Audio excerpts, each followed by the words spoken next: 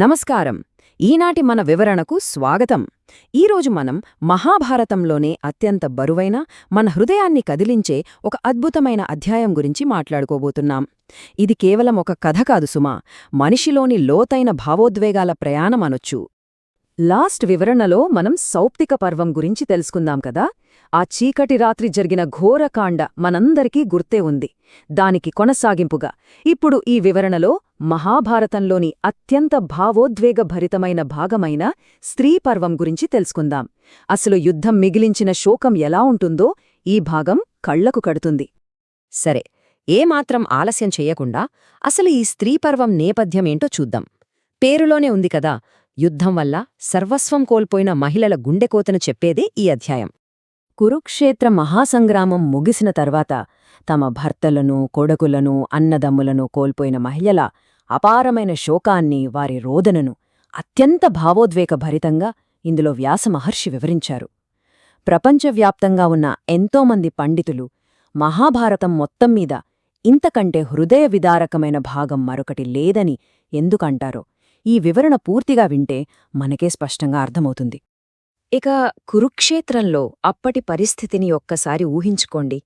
18 రోజులపాటు సాగిన ఆ మహాసంగ్రామం ఎట్టకేలకు ముగిసింది. యుద్ధమైతే అయిపోయింది, కాని అక్కడ మిగిలిందేంటి? అక్కడ కొంచెం ఆగి ఆ భయంకరమైన వాస్తవాన్ని మనం అర్థం చేసుకోవాలి. ఎటు చూసినా రక్తంతో తడిసి ముద్దైన నేల, ఎక్కడ చూసినా లక్షలాది యోధుల మృతదేహాలు. కౌరవులు, పాండవులు అని తేడా లేదు. రెండు వైపులా ప్రాణనష్టం ఊహించలేనంతగా జరిగింది. ఎటు విన్నా తమ వారిని వెతుక్కుంటూ వచ్చి రోదిస్తున్న మహిళల హాహాకారాలే. నిజంగా ఆ దృశ్యాన్ని తలుచుకుంటేనే మనసు వణికిపోతుంది కదూ. ఈ ఘోరమైన విషాదం ముఖ్యంగా ఆ తల్లుల హృదయాలను ఎలా ముక్కలు చేసిందో ఇప్పుడు చూద్దాం. ఎంతో సుఖంగా రాజ్యాలను ఏలిన రాజమాతలు, ఎంతో శక్తివంతమైన రాణులు తమ కళ్ల ముందు జరిగిన ఈ మారణ హోమాన్ని చూసి కుప్పకూలిపోయారు. గాంధారి, కుంతి, ద్రౌపది లాంటి మహాసాధువులు, అలాగే లెక్కలేనంతమంది ఇతర మహిళలు ఆ శవాల గుట్టల్లో తమ వాళ్లకోసం వెతుకుతూ విలపిస్తున్నారు. ఒకప్పుడు రాజభవనాల్లో ఎంతో వైభవంగా బతికిన ఈ మహారాణులు దుమ్ము కొట్టుకుపోయిన ఆ నెత్తుటి భూమిపై పడి రోదించడం బహుశా ఎవరి హృదయాన్నైనా కలచివేస్తోంది. ఇందులో ముఖ్యంగా ద్రౌపది బాధైతే వర్ణనాతీతం. ఉపపాండవులు అంటే తన 5 కుమారులు సౌప్తిక పర్వంలో దారుణంగా హత్య చేయబడటంతో ఆమె తల్లడిల్లిపోతోంది. ప్రాణాలకు ప్రాణంగా పెంచుకున్న పిల్లలు ఒకేసారి కళ్ల ముందు విగతజీవులుగా పడి ఉంటే ఆ తల్లికి ఎంత నరకంగా ఉంటుందో చెప్పలేం. ధర్మం వైపు నిలబడినప్పటికీ ఆ తల్లికి పుత్రశోకం తప్పలేదు. ఈ కటిక చీకటి సమయంలో పాండవులు ఆమెను ఎంతో ఓదార్చే ప్రయత్నం చేసినా ఆ బాధను ఏమాత్రం తగ్గించలేకపోయారు. అయితే ఈ అపారమైన శోకం మధ్యలో మహాభారతంలోనే అత్యంత నాటకీయమైన ఒక ఘట్టం చోటు చేసుకుంది. అదేంటంటే తన 100 మంది కొడుకులను కోల్పోయిన గాంధారి పడే బాధ. 100 మంది పిల్లలు చనిపోవడంతో ఆ తల్లి గుండె పూర్తిగా ముక్కలైపోయింది. ఆ శోకం కాస్త క్రమంగా కట్టలు తెంచుకునే కోపంగా మారింది. ఆ విపరీతమైన కోపంలో ఆమె నేరుగా శ్రీకృష్ణుడినే నిలదీస్తుంది. ఈ యుద్ధాన్ని ఆపగలిగే అపారమైన శక్తి ఉండి కూడా నువ్వు ఆపలేదు అని నిందిస్తూ, నా కొడుకులెలాగైతే చనిపోయారో నీ వంశం కూడా సరిగ్గా 36 ఏళ్ల తర్వాత ఇలాగే నాశనమవుతుంది అని ఒక భయంకరమైన శాపాన్ని ఇస్తుంది. సర్వాంతర్యామి అయిన కృష్ణుడు ఆ తల్లి ఆవేదనను అర్థం చేసుకుని మారు మాట్లాడకుండా ఆ శాపాన్ని చిరునవ్వుతో స్వీకరిస్తాడు. ఇది ఎంత అద్భుతంగా రాబోయే కథను నిర్దేశిస్తోందో చూడండి. కురుక్షేత్ర యుద్ధం ముగియడం, గాంధారీ కృష్ణుడిని శపించడం, ఆ శాపం కారణంగానే భవిష్యత్తులో మౌసల పర్వంలో యాదవ వంశం మొత్తం నాశనం కావడం, ఇవన్నీ ఒకదానికొకటి ఎలా ముడిపడి ఉన్నాయో మనం స్పష్టంగా గమనించవచ్చు.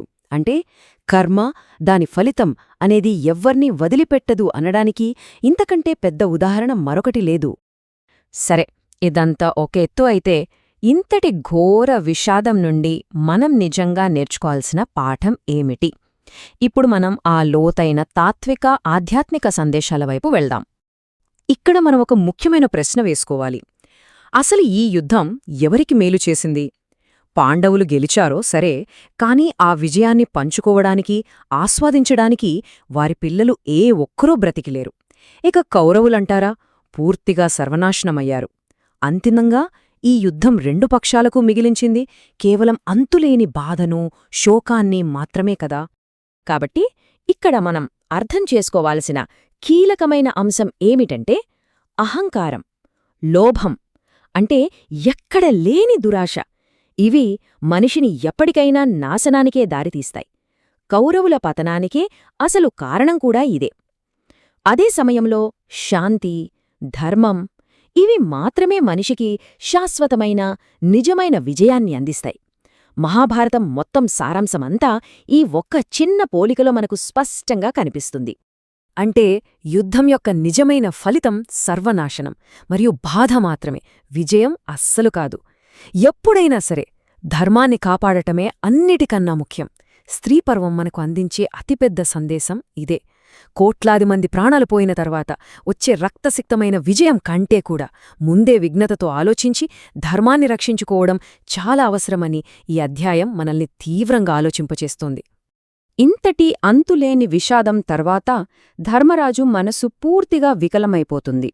ఈ రక్తపు కూడు నాకు వద్దు అని రాజ్యభారం వహించడానికి నిరాకరిస్తాడు. అప్పుడు అతనికి సరైన దారి చూపించడానికి ఒక గొప్ప వ్యక్తి వస్తాడు. మరుసటి వివరణలో శాంతి పర్వం గురించి తెలుసుకుందాం. భీష్ముడిచ్చిన గొప్ప ధర్మబోధనలు ఏమిటో చూడండి.